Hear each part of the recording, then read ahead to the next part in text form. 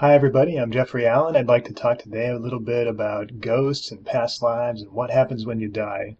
So, to really understand what happens when you die, I have to start before you were born. Now, as spirits, out of body, we travel from life to life, and we tend to travel with groups of spirits who have similar interests, similar things they're learning, and similar goals. Now, before this lifetime you're in right now, you had a big planning session with all the people that were going to be significant or are significant in your life right now, as well as the spirit guides who are traveling with each of you, helping to coordinate and keep you on path or help line things up according to this plan that you wrote and according to the plan that you're writing as you're alive. Now, keep in mind that even though you have a big planning session, there is kind of a path that you've set yourself forward on. This is written in pencil. You can change things at any time and erase it, write in new things, put new requests in. You are the author of your story, so you can change it at any time. Don't feel like you're stuck or have to live a particular way. Now, that being said, some things that are really important to you as a spirit have a lot of energy and a lot of momentum behind them, so it may be easier for you to kind of go with your plan than to try to completely rewrite it. And to do that, you may have to trust that you did a good job writing in the first place, and that your perspective before you came into this lifetime was a little bigger than the one you have in this lifetime. Okay, so then you're born. You come into the body, and within a few years, you kind of forget about this planning session. You get really excited and engaged in this physical reality because that's how it is. And you want to eat and you want to play and you want to do things with your body, and you kind of forget that there ever was another experience. And that's really pretty important because if you didn't forget, you probably wouldn't engage as fully in this lifetime. So I think it's actually a good thing. However, at some point, it is nice to kind of wake up and start to remember a little bit about who you are as a spirit so that you can more consciously be on this path moving forward, doing the things that you want to do. Okay, now one thing that happened during that planning session is that you chose when you were going to die, or the different opportunities at which you might die. So I call these exit doors, and I see this all the time in readings and healing sessions of people who have had something very difficult or kind of a near-death experience happen, or that they're afraid that they're going to die soon. Now, in this planning session before you were born, you pick these particular days and say, here's some opportunities for me to go. If it's better for me as a spirit to accomplish things I want to accomplish, to stay in the life, I'll just move by those doors and not die. But if it's a good time to exit, I'm going to go through this exit door. From what I've seen, nobody dies at a time other than the exit doors. But you all have many exit doors, so you may pass by a few and then pick one to go out of. Now, when you do finally decide it's my time and I go through this exit door, I die, your spirit leaves your body. You tend to spend a few weeks or a few months, it's different for each individual, around the body and kind of near the people that you were close to in this life. And this is the time where people will feel you. If you have loved ones that have died, you know that they kind of hang out for a little while. You may feel like they're talking to you, or that you can sense their presence. You may even smell a familiar smell that was with them. And you kind of know that they're there. And at some point you notice that, I think they're gone. I think they moved on. They're not here anymore. And that's because it's true. The spirits, after you die, hang out a little bit and kind of clean things up and work with your loved ones, finish any energy. And after you leave the body, you have a bigger perspective on what's happening from life to life. So you may have a little opportunity to do some cleanup while you're still close to the body, because there is a lot that can happen in that space. However, at some point you want to finish your dying process. When you finish your dying process, what'll happen is you'll move through this little, looks like a little doorway up in the 9th level of the astral plane or the dream plane. And it looks like a light that like people describe, and people go through this light. And after that, they're pretty hard to get a hold of.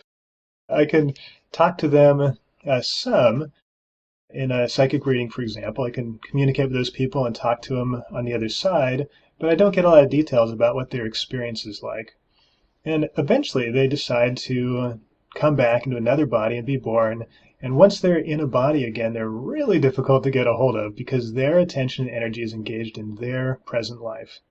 So I see that sometimes where somebody wants to talk to a deceased loved one, but I can't reach them anymore because I can see they're now a little baby and they're in some new lifetime.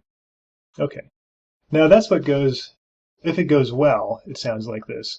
Sometimes people are really stuck when they die, and they're stuck on some really painful picture or event or something that happened, and it's right in front of them, and all they can see is what this pain is or this difficulty or whatever. It's right here like a little movie, and everywhere they look, it's real, it's real, it's real. They can't see anything else. And that's the experience of being a ghost. Now, being a ghost is kind of lousy. I got stuck as a ghost a few lifetimes ago, and so I can tell you from my experience, you don't want to be a ghost.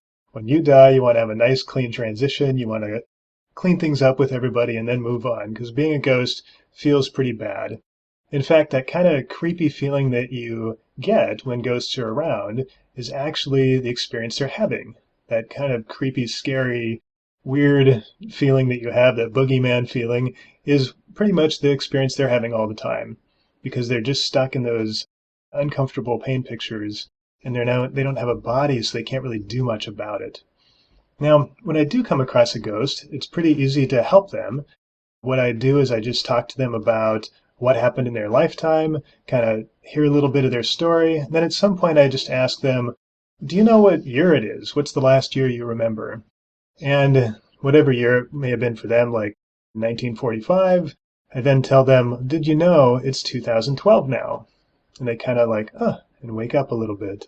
They get a little distance from this stuck picture so they can see more perspective. And then I tell them, did you know that you're dead? At that point, they usually get, a big wake-up call. I'm dead, I understand. And then I point, hey, see that little door there? That's where you're going. You might want to check out these guides that are waiting for you. At that point, usually they're done. Sometimes it takes more than that, but that's 90% of the time ghosts go very easily. And I've worked with many, many ghosts. It's actually one of my kind of secret goals is to help clear all these ghosts off the planet, because it's just not fun being a ghost. And it's really confusing for the people that are experiencing ghosts as well. Okay, so after you move on, eventually you'll come back and have another planning session, another lifetime, and this kind of all starts over and happens again. And what's interesting about this for me is that having this perspective of what happens before and after life makes things a little bit easier. I can be a little bit easier on myself about my life experiences now because I really know that I planned this life. And even though the experiences aren't all pleasant, there's a reason why I planned them. And if I just kind of go with it, trust that it's okay and that it's going to work out, it generally does, and things get better and better. I also don't have a lot of fear around death anymore because I've seen so many past lives and so many people that have transitioned that I know that it's not like this random scary event where suddenly you're just snuffed out and then you're gone. No more existence. It doesn't happen like that. There's actually no evidence to suggest that you die when you die. There's a lot of evidence to suggest that you keep living, and indeed that's what happens. So this has helped me have less fear about what's going to happen when I die. And I hope that you can use this to be a little easier on yourself in this lifetime, because again, you planned it. You're not going to die on a random day. You're going to go on one of these good days to die that you planned ahead of time. And as you get close to those exit doors, it may be a little bit scary. You may feel like something might be coming. I'm afraid I'm going to die, or your family might call and they're afraid you're going to die. But as long as you're clear that you want to stay and you're not wanting to die, you'll move past that exit door and move on to the next opportunity. So you don't really need to worry about these exit doors either. This can be a big relief because when you're not worried about death, you can engage more in this life right now and really get into it and have a good time. So I hope that you do that and that you enjoy this year. And if there's anything else that you'd like me to talk about in the future, please put it in the comments below. I'm Jeffrey Allen. Thank you very much.